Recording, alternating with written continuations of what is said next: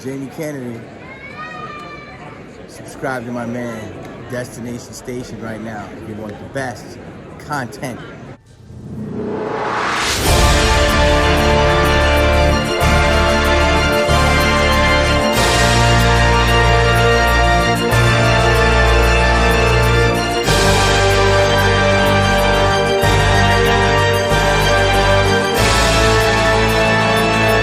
You don't have to tell me. I know I'm late to this right now, so let's just get into it. You like scary movies? Uh-huh. What's your favorite scary movie? Welcome to prime time, bitch! What's up? Welcome to Destination Station. As always, I'm Destin. Thank you for clicking on this video. Subscribe to Destination Station if you want Scream, Halloween, and everything in between. And follow me on all my socials. All the links are down in the description below. And today we are going to talk about Scary Movie 6. Or, in other words, Scary Movie. Because they're taking on that same trope as Scream 5. Just dropping the number and going with the original title. And that's exactly what Scary Movie 6 is really adapting here. Is a parody mainly on Scream 5. And about requels and reboots and sticking with legacy characters along with the new characters and everything. It's got a little bit of something to say, so it's kind of got that commentary on it. Hey, man, get to the damn fucking part. This sequel has been long awaited for. We got the Wayans brothers back. It hyped everything up because we wanted this for so long. And it's great to see them back. It's great to see Marlon. It's great to see Sean. The only thing that I did not like whenever I saw that this was announced and the trailer came out and everything was that Keenan Ivory Wayans is not attached as a director. I think he's like part of like a producer on this. Maybe he helped in some of the writing. I'm not quite sure. I have to double check that. But I was like, oh, we're getting the director of like some of those offbeat scary movies or like superhero movie or something like that, and I was like, oh man, like, is it gonna have that same vibe? Are we in trouble here? I don't know if we should blend the two together, and it's not a knock against that director or anything like that. It's just I want it to be full Wayans brothers all the way around. So there had to have been some reason why Keenan just did not want to direct. Maybe he's just out of the directing chair for a while and just doesn't feel like doing it. But we finally got this, you know, and it's a big hit, okay? I saw this on Saturday night, and I was so hyped to see this. I support everybody that's in this. Like, it's great to see all the old cast back, you know. There's a few that are missing, but it's fun to see these actors on the screen again. The only problem is that we don't stick with them enough throughout the movie. We stick with a lot of the newer cast and younger cast, you know, that's like the kids to them or whatever, but I guess like near like the third act or whatever, we do get a lot of like Anna Faris's character and Regina Hall and the Wayans brothers more, you know. I felt like Doofy, Dave Sheridan, who plays Doofy, got a lot of screen time on the first half of this movie, and I really dug that. I was like, okay, cool. Are they going to address that Doofy was actually, you know, spoiler alert, was like the secret killer or whatever in Scary Movie, and they do. They address that, and they are making fun of the horror movies of the last 10 years, and some of it works. Some of it, I'm like, ooh, was this like first draft script? Like I feel like this needs a little bit of rework, or something shouldn't have made the film itself. And there's just certain things they're just trying to do so many like pop cultural references, and some things worked, some things didn't.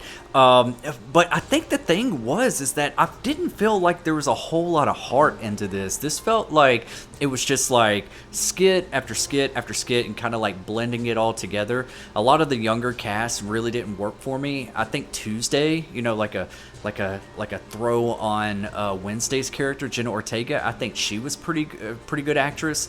They're all pretty serviceable for what they are. They're just not as funny as like Anna Faris's character, or Regina Hall, or even the Wayans brothers, or something like that. And that's who we're here really to see in this. And there was just something also like I know you got to twist it up a little bit and kind of make it make sense within this world, if you want to call it a world. But just, you know, parody movies are kind of just like tongue-in-cheek, just go in there and turn your brain off. And a lot of people, I feel like, can't do that in cinema.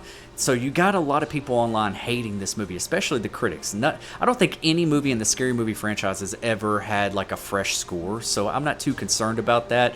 It's just you got to have a certain type of mindset, like me as somebody that grew up with the Wayans brothers. I'm gonna get you, sucker, to all the way to Don't Be a Menace, Mo Money, all these movies that like really are hilarious.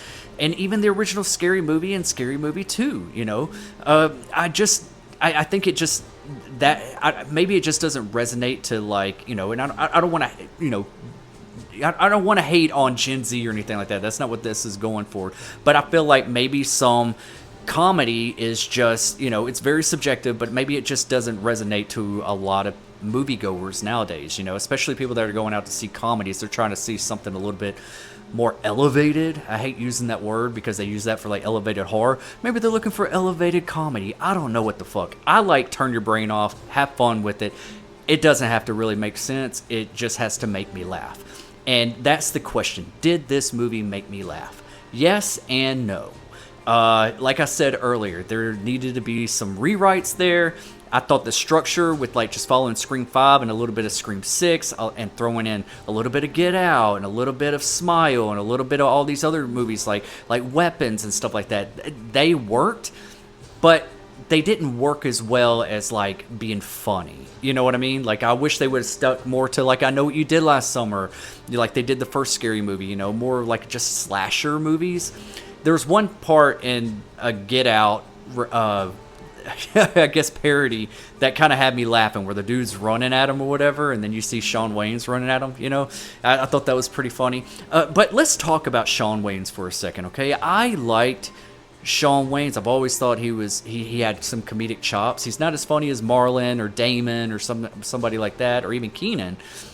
But this movie, I felt like he was really phoning it in. I felt like he looked very blank in his face. Maybe he just hasn't like freshened up on his acting in years or something, but he just looked very I felt like he was just reading his lines like they were right there in front of the screen. You know what I'm saying? And like there was no emotion really behind him. Like him playing Ray in Scary Movie and even Scary Movie 2, I just thought like he gave a little bit more, I guess a little bit more seriousness for the role of being goofy. So whenever Ray would say something goofy, he just looks like this. Oh yeah, I'm not gay anymore. Blah blah blah blah blah. Like I felt like he was really doing this for a paycheck, And but I think there's just more that he can do, and I'm not hating on Shawn Wayans at all. And if they do a Don't Be a Menace 2 or White Chicks 2 or whatever they're going to do after this, I just hope that the success of what this movie has done kind of motivates him to step up his acting game a little bit, because I just felt like he just wasn't there, Maybe he was heavily medicated. I don't know. And the absence of Keenan Ivory Wayans was also another hit. I felt like the pacing of this movie, it felt really too fast. It felt like it was one thing after another, and some things they weren't very cohesive. Like it felt very jarring from jumping from this to that to this to that.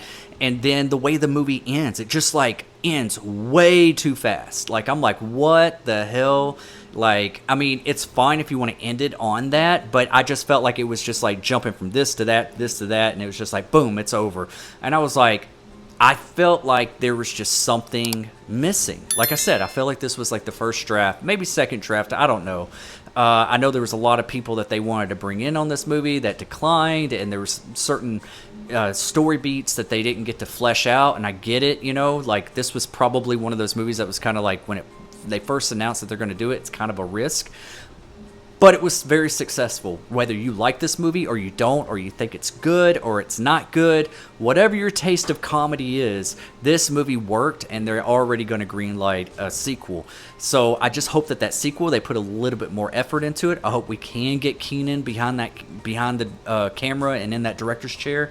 I hope the writing's a little bit more sharper. I hope the editing is a little bit more slowed down. I hope some of the jokes are just like really well written jokes. I felt like for a movie that is going to like cross the line on everybody, a lot of that you already seen in the trailer. There's a couple of things that they just really didn't go there. There was nothing that was really shocking, you know. Like I was like, okay, I felt like they're holding back a little bit. So I wonder what all the stuff that was on the cutting room floor that they wanted to write, that just maybe Paramount or something was like, no, we can't do that for certain reasons. You know, it feels like there's studio interference all over this movie, and it just feels like some people just wasn't giving it their all. Marlon Wayans giving it his all as Shorty. I expected a little bit more out of Shorty, to be honest. I wanted more of him throughout the movie, but I